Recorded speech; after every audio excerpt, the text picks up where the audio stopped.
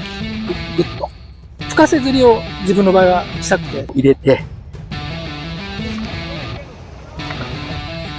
魚が見えちゃうとどうしてもダメだね。いるんだけど、ショットのなんか深すぎるのかもしれない。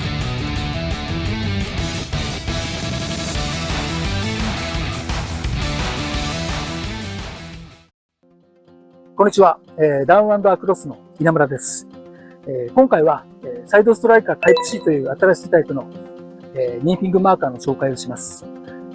このマーカーは既存のマーカーにはない数々の特徴を兼ね備えた画期的なマーカーになっています。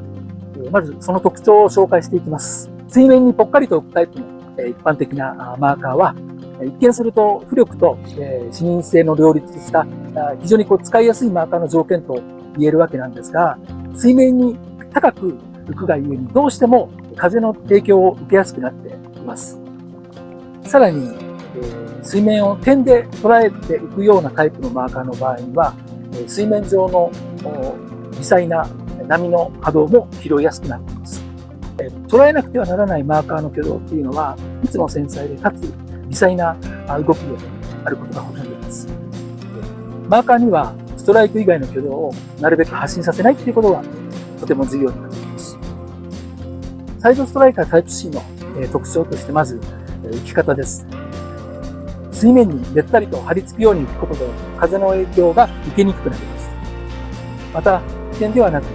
線で浮くことで水面を捉える面積を稼ぐことができるので波の影響も受けにくくなっています。浮力についてもあまり強すぎるといざ魚がフライを吸い込んだ際に抵抗になってしまって、その違和感から早くフライを吐き出してしまうといったことが発生します。サイドストライカータイプ C では、魚がフライを吸い込んだ際のマーカーの移動方向に対する断面積っていうのはあくまで点でしかないので、ストライク時の抵抗っていうのは最小限と言っていいと思います。手元では大きく見やすく感じるマーカーなんですが、いざ数メートルだけ投げてみると流れの中の一点でしかなかったりして、その一点の微妙な動きからストライクを取っているということは非常に集中力がいることでわかります。サイドストライカータイプ C ではマーカー自体を細長くすることで視認性を上げています。ただこんな細長いマーカーであっても縦方向で視認している状況では前後の動きっていうのはやはり感知しにくいということが言えます。なのでこのマーカーに関してはフライが核心部に流れている最中は必ず真横から見ていることが重要になってきます。ちなみにサイドストライカーのネーミングであるサイドっていうのは横から見るっていう意味も含めてのネーミングになっています。通常マーカーの場合、ドリフトの様子からフライが実際に流れている方向であったり、進路っていうのを察知することはほとんど不可能に近いです。タイプ C ではマーカーの先端がフライの負荷に負けて追従しやすくなるように浮力を落として沈みやすくしています。これによりマーカーの現在地からフライの流れる方向だったり沈んでいる角度っていうのを手に取るように分かるようになります。マーカーの流れているレーンと実際にフライがトレースしているレーンを知ることっていうのは水中の流れを掌握する上でとても重要なことです。マーカーとフライショットっていうのは同一レーンに一直線で流すことが大前提です。ドリフトの過程でその配列が乱れる前にメンディングによる修正を心がけるようにしてください。空気抵抗の大きなマーカーっていうのはキャスト時にどうしても気を使っちゃうものなんですけれども、サイドストライカータイプ C の場合にはつけるのを忘れてしまうぐらい普通にフライキャストができます。知らず知らずのうちにラインスピードが上がってしまったりタイトループになってしまうっていうことがあまりの、投げやすさのためにそういうことになってしまうことがあるので、そこは注意してください。サイドストライカータイプ C では伸縮性があるので合わせ切れの抑制に一定の効果があります。マーカーからピペットを長くつけたくない場合や細いピペットを使用する場合にも特に有効になってきます。サイドストライカータイプ C では長いピペットを使用する際、ランディングの時にフライロッドのガイド内をマーカー自体が通り抜けることができます。これによりきっちり手元までリールファイトをすることが可能になっています。ただマーカーの、寿命を短くしてしまうこともあるのでやりすぎには注意してください。釣りが終わった後はそのままリールに巻き込むことができます。次に使用するとき、リールから糸を引き出す際の糸のガイドというか、目印としても活用することができます。はい、次はマーカーを使った深瀬ニーフィングについてのお話です。厳冬期やシーズンの早期で、活性が低いとき、魚は川底付近に固まっていることが多いです。こういった状況であればあるほど、川底を釣るニーフィングっていうのはとても有効な手段になります。川の流れっていうのは、基本的に川底の流れが最も遅くて、表層に行けば行くほど速くなります。ショットフライはこの最も流れの遅い水流に乗せることになるんですが、どんな軽い重りであっても、底波に乗り続けられることはできなくて、最終的には川底に着底してしまいます。ここで重要なのがマーカーの存在です。このマーカーを水面の速い流れに乗せて流すことで、完全に沈み切る前のショットやマーカーにドラッグをかけることで、底波に乗せ続けることができるようになります。この沈下速度とドラッグとのバランスこそが深瀬ニーフィングの真髄と考えています。実際の表層の流れよりもマーカーのドリフトがやや遅くなり始めたら、ショットやマーカーが底波を掴んでいるサインです。この状態が最もストライクが出やすいバランスになっていますから、極力この状態に早く持っていくこと、さらに長く持続させるっていうことが大事になっています。はい。で、通常のマーカーの場合には、見てわかる通り、流れに浮かべちゃうと、本当にこう小さな点でしか認識できないので、あそこをこういう見え方で、魚の細かな当たりを取っていくっていうのは結構大変なことです。はい。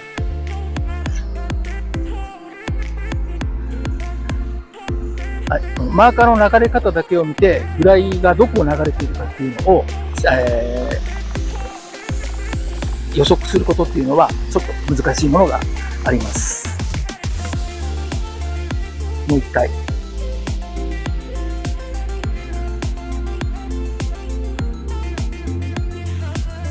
まっすぐ投げているつもりでも、実際流れの中に入っちゃってると、フライとかショットが流れてるレーンと、マーカーが流れてるレーンとずれてると、それぞれ違う流れに入っちゃってるので、その分、ね、魚に対して仕掛けが、斜め方向からこう入っていくようなイメージになるので、あまり理想的な状況とは言えないです。こう投げっぱなしだと、どうしてもこうフライが落ちるところとマーカーが落ちるところっていうのがずれちゃう。で、ニーフが、ショットとかニーフが重い場合には、ショットの重さに引きずられて、マーカーが逆にこう引っ張られて、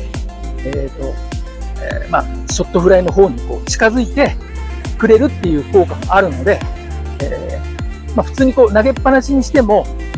そんなにずれることはなかったりするんですけど、使うショットやフライが軽くなってくると、もうこの落とした時の位置関係っていうのはほとんど変わらずにそのまま流れちゃうので、一度しっかりと流れをマーカーとショットフライが一列に流れるようにメンディングで置き直すことが必要になります。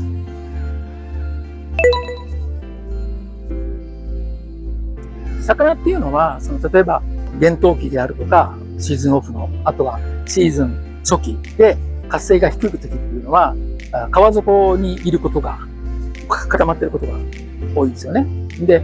そういう魚を釣る時に実はこのマーカーのニーフィングっていうのが一番こう理にかなった釣り方になってるんです。その一番魚がいるであろう一番そこのゆっくりした層にまずフライとショットを入れると。で、入れて流すんですけども、普通に流すと、フライトショットの重さで、要は着底しちゃうんですね。と流れなくなっちゃう。で、その時に重要になってくるのがマーカーの存在で、そのマーカーが表層の流れを捉えて、早く流れることで、沈もうとするショットとフライをドラッグで、要は下流に流してくれるっていう、構図になるんですよ。で、これがもう本当に、このルースリングというか、マーカー深瀬のニーフィングの真骨頂というか、一番肝の部分になってくるので、理想論から言うと、そういった流速差があるところ、釣り場の方が、糸を張りやすいので、非常にこの釣り方には向いてるっていうことが言えます。で、逆に言うと、例えば、今の時期みたいに魚の活性が高かったりで、いろいろな条件で魚が浮いちゃってる状態の時っていうのは、表層の流れと例えば魚がいる中層であったり、上の方の流れって流速差がそんなにないんですよ。ないっていうことは張りづらいっていうことで言えるんで、釣り方的にはちょっと難易度が上がってきます。明らかな流速差があった方がしっかり張りやすいので、仕掛け作りもすごく楽なんですけど、魚とその魚の層が浅くなってきて、そのマーカーのその流れるスピードとフライの流れるスピードがそんなに差がなくなってくるっていう時は、やはり意図的にマーカーを先に流すとか、ではもうちょっとこう引っ張る操作っていうのを入れてってやんないと、なかなか今度それで釣りにくい釣り方になるので、今ちょうどもうそういう時期に入っちゃってきてるので、なかなか釣りにくいというか、難しい釣りにはなってます。はい、常にショットなしの方法っていうのはどっちかっていうと、派生型で、特殊なんですよ。基本は、必ずショットはつけたいんですね。このシステムは必ずショットつけるっていうのが一応ベースにあります。要は必ずこの流速差を使って、底波、川の底のゆっくりした流れにショットを入れて、速い流れで、マーカーをドリフトさせると、結局こういう状態になるから、その状態をこう維持しながら、魚の目の前にフライを流し込むことをしたいわけで、で、ショットなんですけど、6号、7号、8号で10号です。人単サイズの重りがメインになってて、一番多く使うのは8号ぐらいで一番出番が多いんだけど、今日みたいな浅いところなので、こういうにつけちゃうとすぐ沈みすぎちゃうから、一番軽い10号っていうサイズのこのショットをつけます。だけど、これ実際つけてみるとわかるんですけど、ものすごくつけにくいんですね。ピペットを挟むときに、このスリットが小さいので、ポロポロ落として、なくしちゃうことが多いんで、自分は今このサイズのショットをつけるときは、あらかじめ、こういうのを作っておいて使ってます。これは普通の使い切ったスプールに、ショットをレジンで留めてる、自分でこういうのを作って持っておいて、これをショットをつけるところ、だいたいそうですね、このぐらいの位置に、で、一回、親指で押さえて、このスリットに糸を通します。フォーセットでもいいし、ピンセットでグッと挟んであげれば、かしめて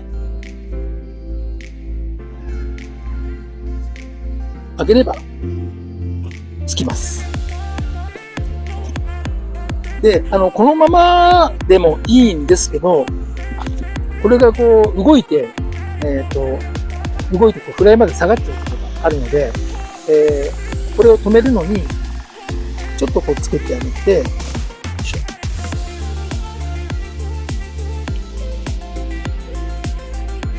で、これで大丈夫。大体こういう仕掛けですね。深瀬釣りを自分の場合はしたくて、深瀬の場合っていうのは、要はフライを流れに乗せて、送り込んでるやり方なんで、こうじゃなくて、やっぱりこういう感じで、こう、乗せていきたいわけですよ。その時に、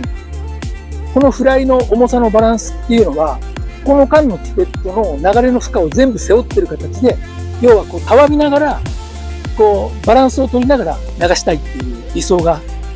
あります。だから、あくまでも、マーカーがあったら、こういう状態ですね。実際はこう、ショットがこう来るんだけど、ショットとマーカーの間っていうのは常に張ってくることが重要で、ショットからフライまでの間っていうのは、なるべくたるませたいんです。そのために、フライのこの部分をたるませるっていうのは、正直難しいっていうか、なすがままなので、考えるのはこのショットのとこまで。ショットまでをしっかり張らせるっていうことだけ、こっちの釣り手の方はいつもそこを意識して流す。ここから先に関しては、要は、ショットがあってフライが落ちると、フライがね、流れに押されて、ここが距離が詰まってる。んですよ。ショットはほら、重いけど、表面積ちっちゃいんで、流れの影響あんまり受けないんだけど、フライは、やっぱりマテリアルがついてたりするから、フライだと流れに乗るので、結局、この状態で水に落とすと、ここがだんだんたるんでくるんですよね。で、これは、そのままほっとくと、もう、ショットを追い越しちゃうぐらい。なので、追い越しちゃうと、当たりが出なくなっちゃうから、追い越す前に、一回、またショットを引っ張ってあげる。常に、ショットは、フライがショットを追い越さないように、定期的にピョン、ピョンってこう張ってるような操作を必ず入れていくことによって、要はフライが、ここの部分は、だから必ず追い越さないように、補正するっていう。わかります？修正するっていうか。ちょっとね、そこはちょっと難しいんだけど、操作的には投げたらちょっとこう、常に、流しっぱなしじゃなくて、定期的に張ってあげるっていう操作が必ず必要になる。っていうのが一つ大事なことなんで、そこは常に意識してあるんで、もう流したら流しっぱなし、投げたら投げっぱなしじゃないですよね。投げっぱなしにしちゃうと、フライショットは着底しちゃうから、着底しないように、必ず、着底しそうになったら、マーカーを引っ張ってあげて、また、着底させないように、そこらにフライを乗せるようなイメージ。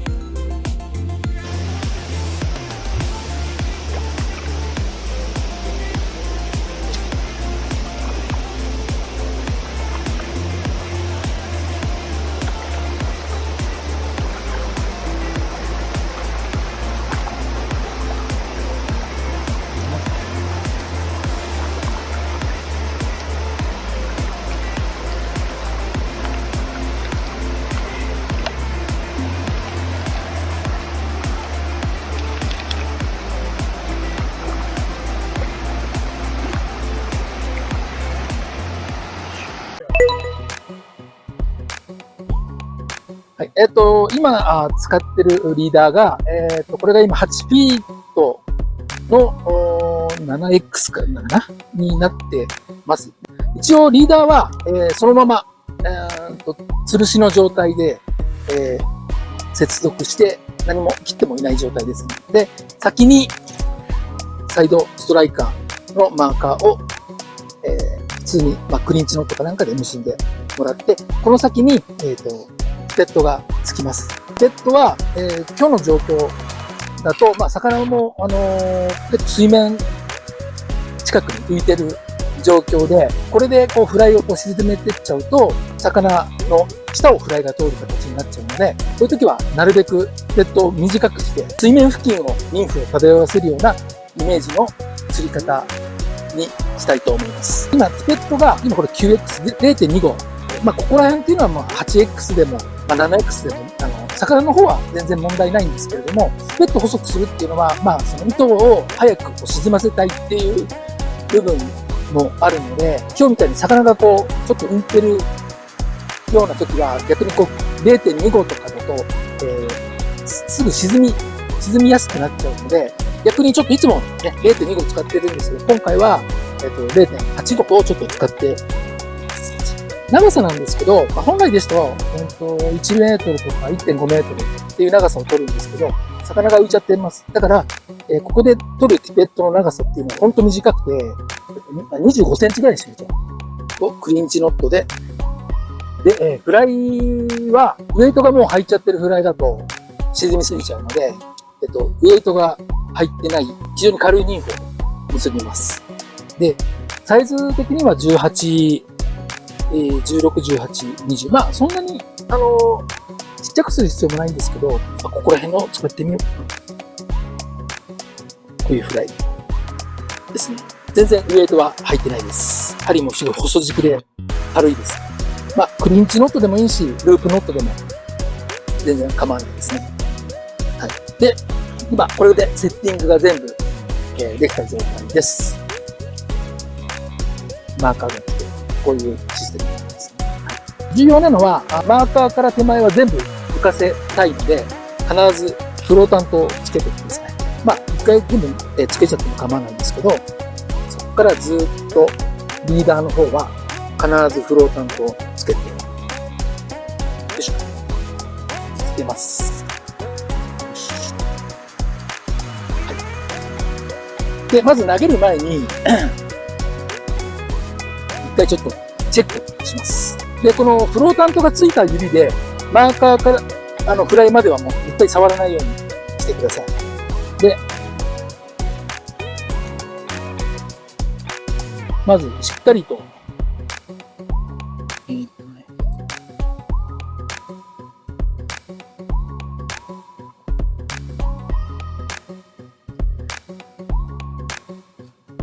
よいしょ。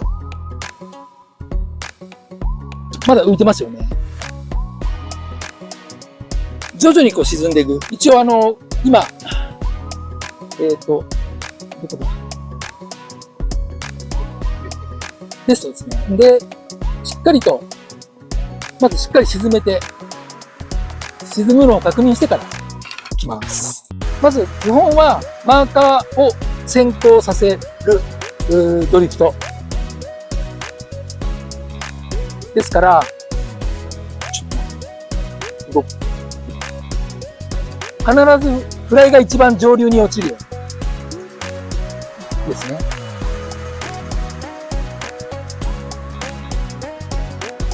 必ず、マーカーが流れて、その後フライがこう、一直線に同じレーンに乗るような流し方を、これが一応理想というか、この流し方をイメージして、で、実際投げます。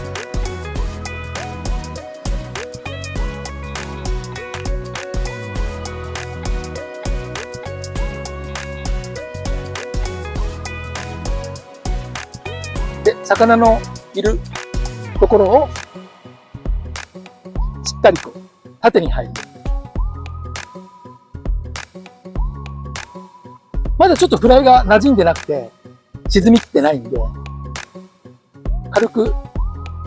竿を煽って沈ませて。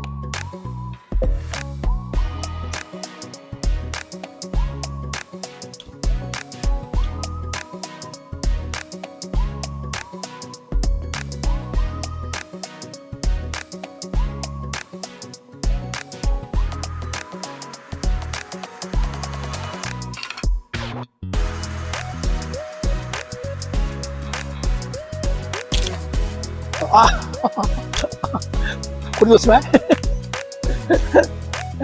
それで終了ですか。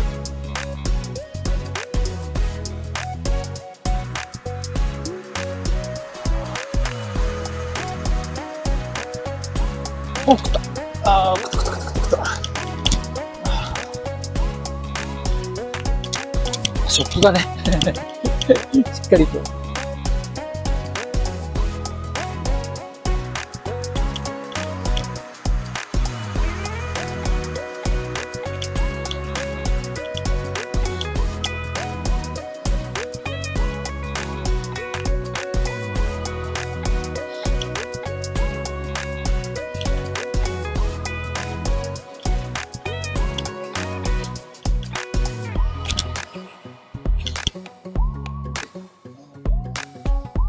流れる。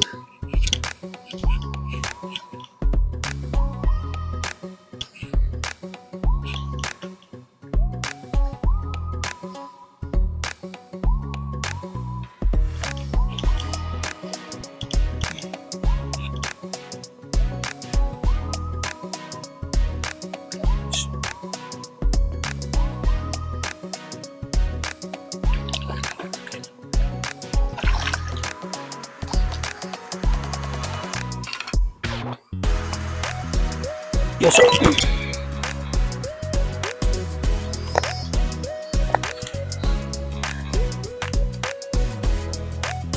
必ず横から見る感じ。い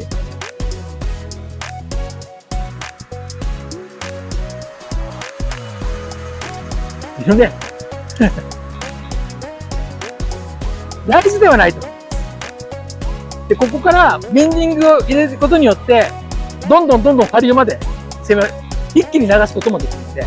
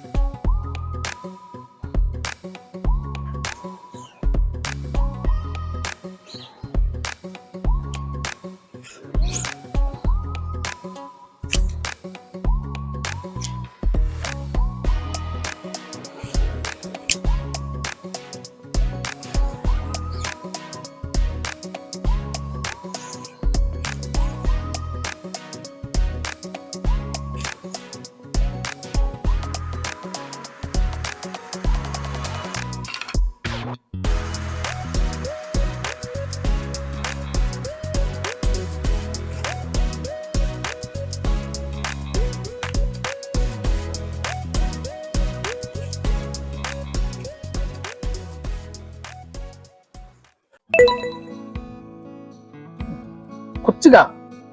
対岸の岩盤だとします。岩盤。で、これ手前は砂利。浅い方砂利。こっち側に立ってます。まさにこんな感じなんですけど、例えば魚がこういう岩盤の、こっちが上流ですね。ここにこう魚が、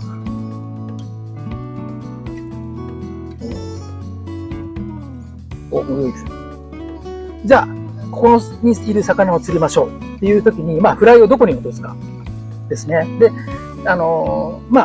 大体普通の人は、ここにこう、フライを入れます。はい。入れて、フライをこう送り込んでるっていうイメージになると思うんですけど、先ほどのマーカーを使ったニーフィングの場合、ここにフライを落とそうとすると、結局、マーカーが、ここに落ちるわけですよね。こういう感じで落ちます。と、このフライのがこう流れてくる、軌跡があって、で、ただマーカーはこっちにこう流れてると。そもそも流れてる筋が違うくなるわけですけど、水面って基本的に一律の流れ、水路ではない限りは、岸の方が流れが緩くて、流進が一番こう流れが強く、速くなってくるので、マーカーが速い流れに引っ張られやすいんです。となると、せっかくここに入れたフライがマーカーに引っ張られて、このレーンからずれて、こっちに引き戻されちゃうっていう現象が起きます。投入したフライを確実に魚の鼻先に届けたいと思ったらば、そのマーカーの位置っていうのが非常に重要になってきます。ショットとかフライがここに投入できたら、マーカーはこの一直線上のここにあってもらいたいわけですね。ここに落ちれば同じ流速に乗ってて、徐々にフライが沈んでいく。で、ここのレーンを外れることはないので、確実に魚のところを通すことができる。だから、フライはもちろんここに投入することは大事ですけど、マーカーもこの直線上の下流に置いておきたいっていうのがあります。まず、じゃあこういう位置関係にするには方法は2つあって、1つは投げた時に着水した時にすでにこういう形で落とすことができるのであれば、これが一番理想です。これが難しいっていうのであれば、一回ストレートでラインを入れて着水させて、着水させたら、今度、こっち側に向かって一回メンディングを入れます。メンディングを入れることによって、ここに一回置いたマーカーが一旦こう空中に持ち上がって、で、ここに着水するようにラインを置き換える作業ですね。これ、通常のメンディングっていうのは、反対がこっち側に作るものなんですけど、それとは逆なので、自分なんかは逆メンディングって呼んでるんですけど、こういった操作をすることで、この配置に持っていくという方法があります。なので、とりあえず投げたらメンディングやみくもにするのではなくて、まずは投げて着水した時にメンディングが必要なのかどうかっていうのを瞬時に判断することが大事になってきます。うまく綺麗に落とせたのであれば、このまま普通に流し込んでいって全然大丈夫。こう落としたかったんだけど、うまく落とせなくて、ラインがこっちの来ちゃったと。なるべく早い段階で逆メンディングを入れることによって、この位置にしっかりと修正させて流し込むということが一つ大事な要素です。この逆メンディングはあくまでマーカーとフライが、